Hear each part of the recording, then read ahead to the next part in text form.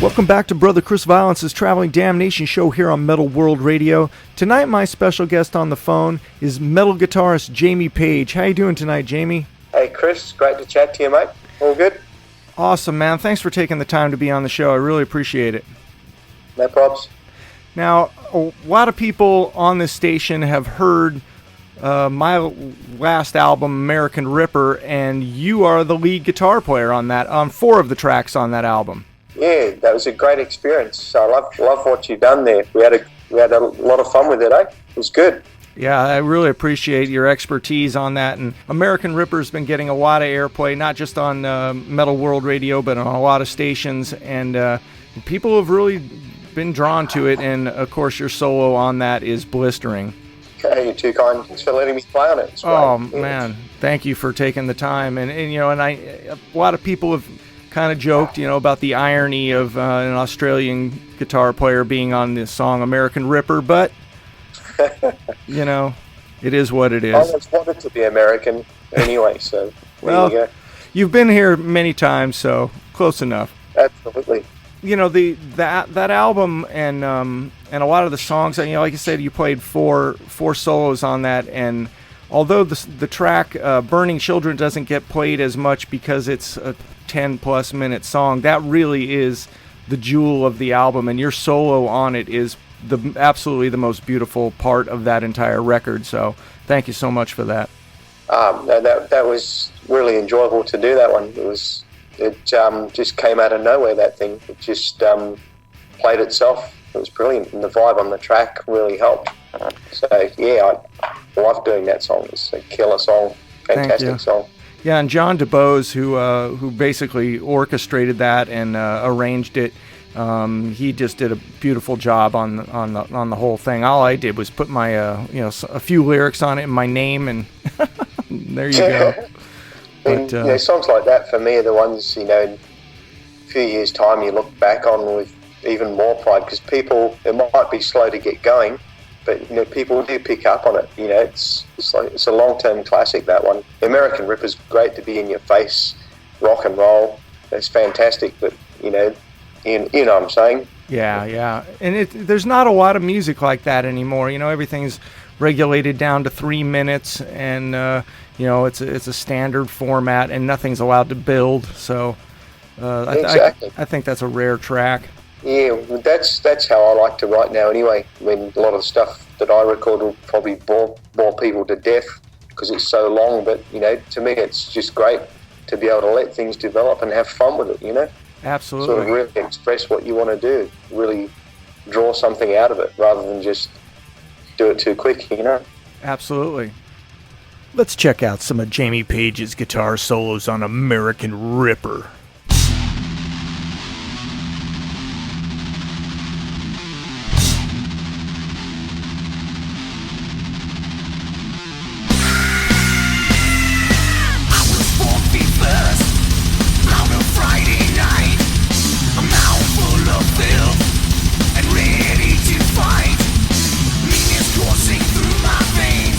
Up with a broken brain, nothing standing in my way, crashing till the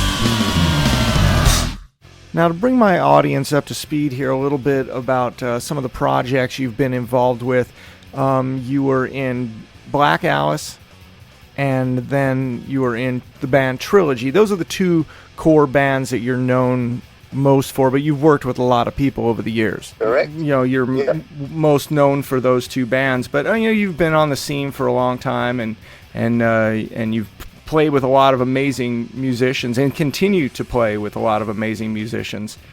Can you talk about what you're currently doing right now? Yeah, at the moment, I've been doing a lot of sort of semi-charity sort of gigs to help people out, help friends in need. So I've been working a lot with the MS situation. So we've done a Defeat Is Not an Option album, compilation album to aid the local MS charity, MSWA. Our singer, Donna, actually has MS, and she's been battling it pretty hard for the last couple of years. And it's been a bit of an inspiration to be able to help her and also channel the music in such a way that, you know, we've learned a lot. We've got a lot out of it at the same time, you know, so we've got an album underway of new stuff.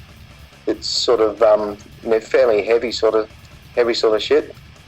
Cool. That we're working through. We've the one of the songs, which was "Get Up, Get Down," off the charity CD, was a bit of a taster for what we're doing. But that's probably one of the lighter ones. There's a lot of heavier stuff coming as well. So pretty excited about that. Excellent. We did have a Trilogy semi-reunion of sorts last year, again to aid a friend of mine who had bowel cancer, who actually did the album cover artwork back in the day. So he's actually still in hospital 3 months later.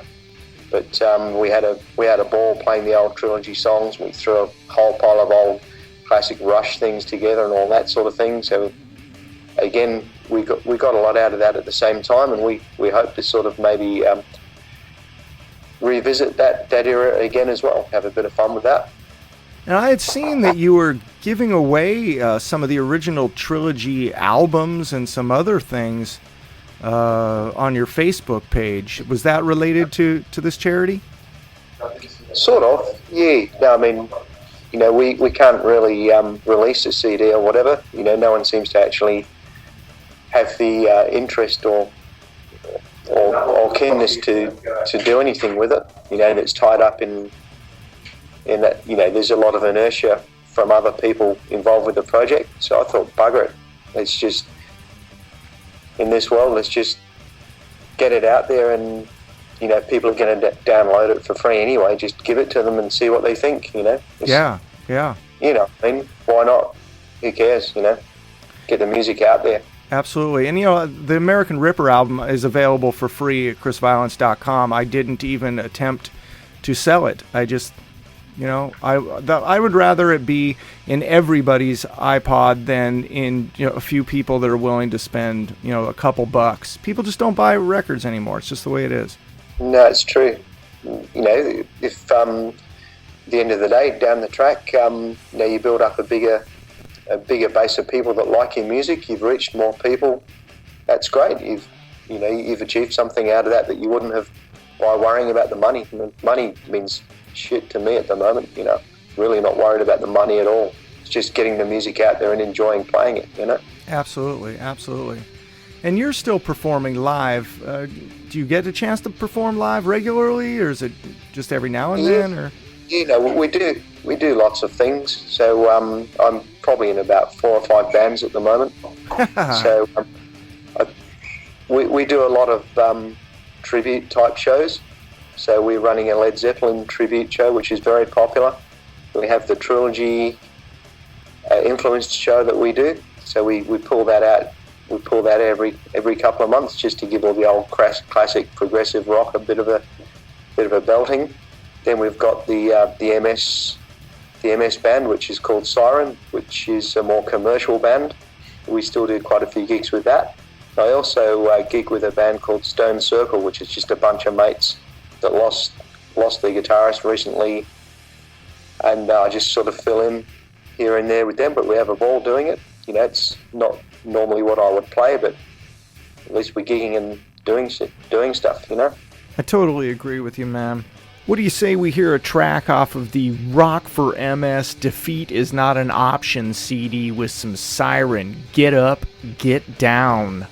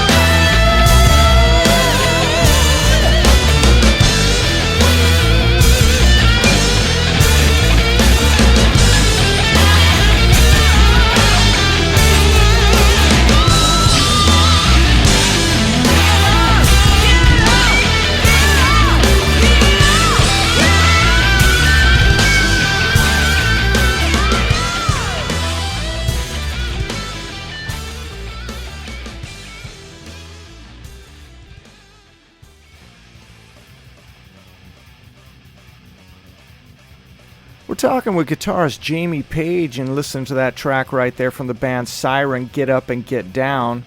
That's from the Rock for MS Defeat Is Not an Option CD that's just coming out. You know, man, I was thinking when I heard that Malcolm Young from AC/DC was retiring, man, I thought you'd have been a perfect shoe-in. I wish, yeah, that would have been a killer. Absolutely, man. If you'd have put your hair down in front of your face, nobody would have even noticed. I don't know if I'm as good as him on the old rhythm, though. He's a classic. He's a master. Oh, absolutely, man. Absolutely. No, he's great. I love that band. They're great. Can we talk about your earlier years with Black Alice and Trilogy? What was the early metal scene like in Australia in the 80s? It was pretty quiet, really. I mean, back when I was starting out, it was very much into 60s, 70s blues rock around here. There was not a lot of people into the metal thing. And really, Black Alice, or Gypsy, as it was originally known, was the first real metal band on the scene over here in WA. Basically, what happened was I left to go to live in England around the time of the new wave of British heavy metal thing, just when Iron Maiden and all them bands were just starting to sort of do something, and went over there, and as luck would have it, I actually ended up playing with Dennis Wilcox, who was one of the original Iron Maiden singers, which was pretty cool. Yeah, that was one of my favourite bands at the time. That was the plan, just to sort of go over there and try and join a band like Maiden. Anyway, I came back to Perth for a holiday, and the guys from Gypsy or Black Alice said, look, let's put a metal band together here and we'll try and fund it and send a really good band back over into Europe, put it on a lot of tours and whatever else, and make an album and see what we can do. So I sort of made that decision not to go back to the UK and play with Dennis and stay in Perth and play with that band, which unfortunately became degenerated from what was supposed to be an Iron Maiden style metal band into a local cover band playing AC/DC stuff. Oh wow! So that was a bit disappointing. So shit, what have I done?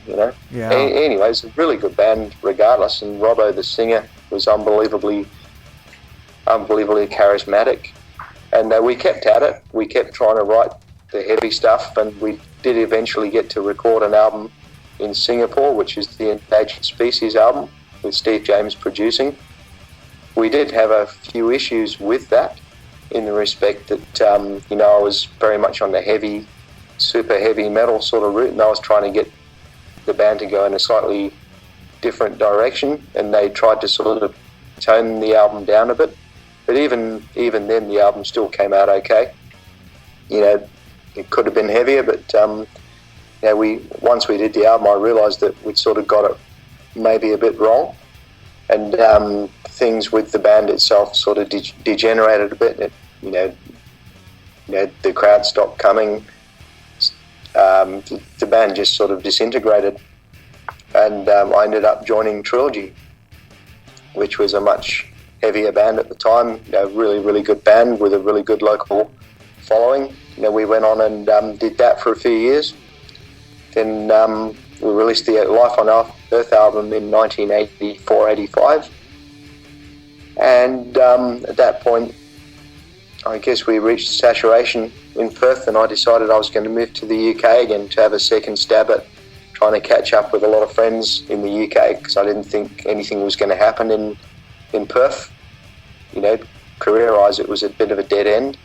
So I went over there, met up with a lot of mates, including Steve, the producer from Black Alice, and got to play with some really good people over there.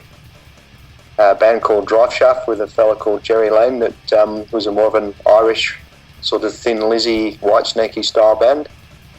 But we've ended up drafting Cozy Powell and Neil Murray into that for a little period of time, which was pretty cool to actually get to play with Cozy Powell in particular, who was one of my heroes as growing up. He was absolutely the drummer of the gods for me.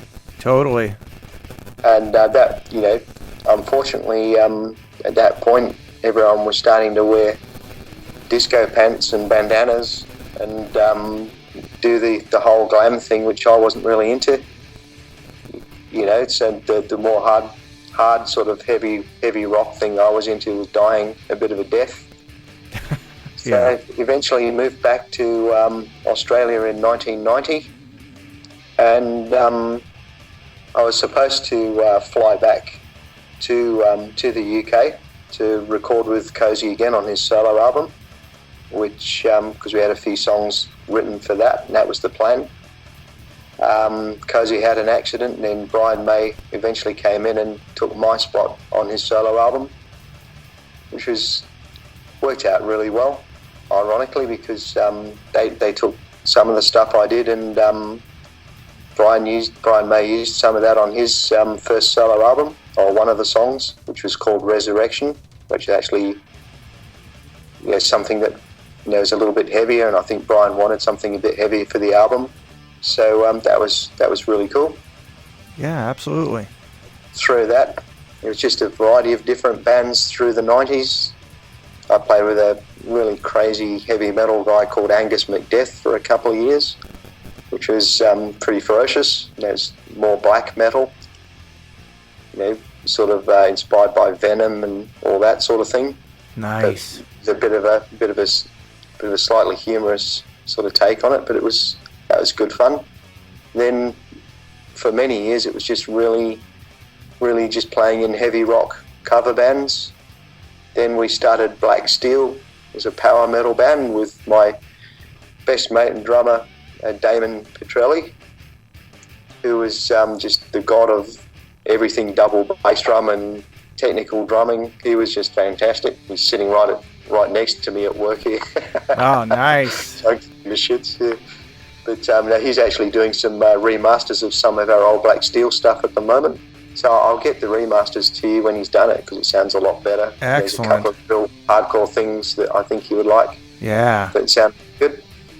And from there, Black Steel finished up, and I pretty much stopped playing for a while, but then just started writing.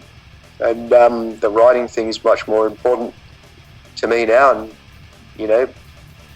just being able to sort of get in there and in the studio and just do crazy shit if I want to do it, and not worry about what people think or do or say about it, is what I love doing. So if I want to be totally mental with it, I can. Then when I got the chance to do your stuff, which was pretty out there and mental and hardcore and cool, it was sort of like it was meant to be, Yeah, that's cool. Perfect timing, it was really cool, Yeah, no, so and I appreciate it. That's where it's all sure. up to, Yeah. It's great to be able to come through this huge journey musically and end up in the perfect place. And the ironic thing is that, going back to the Black Alice thing all them years ago, is that everything that I was complaining about with the recording, you guys, when you did the cover versions, did exactly what I wanted the guys to do back in the old days. And to let the listeners know right now, my old band Cessation of Life covered 3 Black Alice songs in a thrash metal style. And that's what it should have been. That's how it should have been. And when I heard your stuff, I thought, my God, they've nailed it. That's so much better. That's brilliant. Well done. Thank you. Awesome. Yeah, and I've played those a little bit here on the show. But I've played Trilogy on the show, and I've played some Black Alice on the show. But you've just sent me some of these new tracks for the Ms Fundraiser. Can you talk about those? Yep.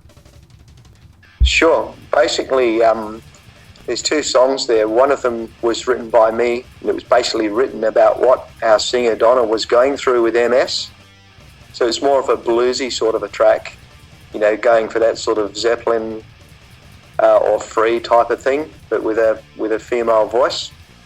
And it's basically just about her battle with MS and the amount of work that we used to put in back in the day to get her up on stage or singing.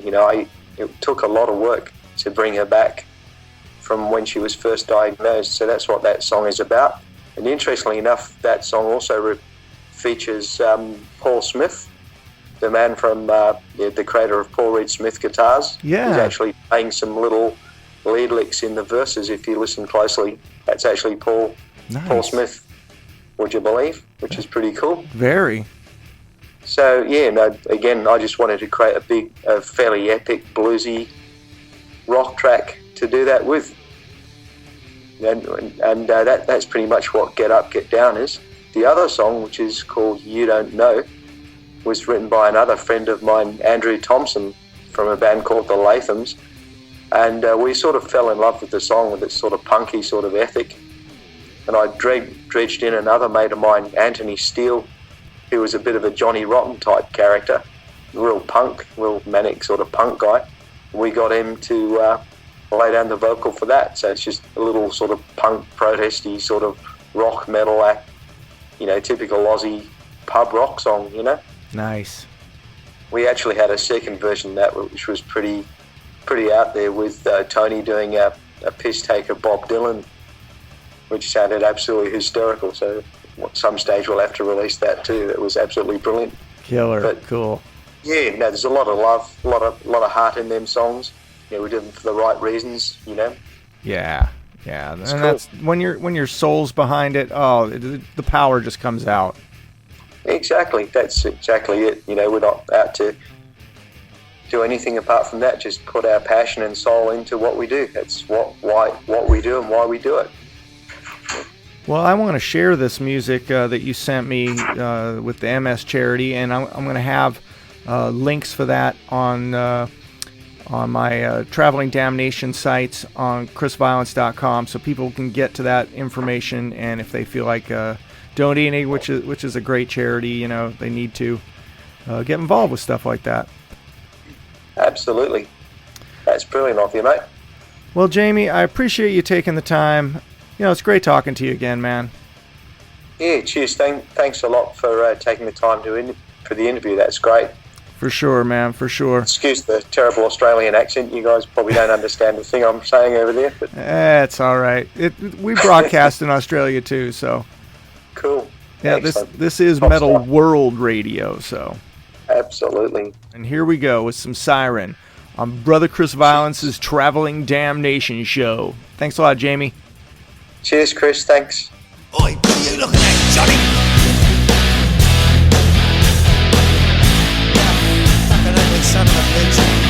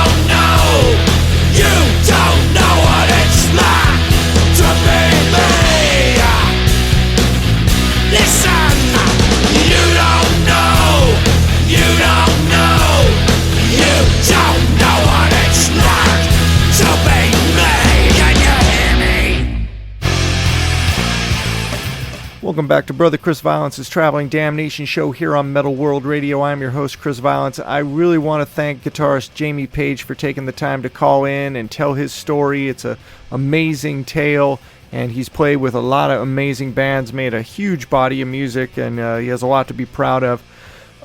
He was talking in the interview about his band Black Alice and how my old band, Cessation of Life, covered 3 of those songs of that band.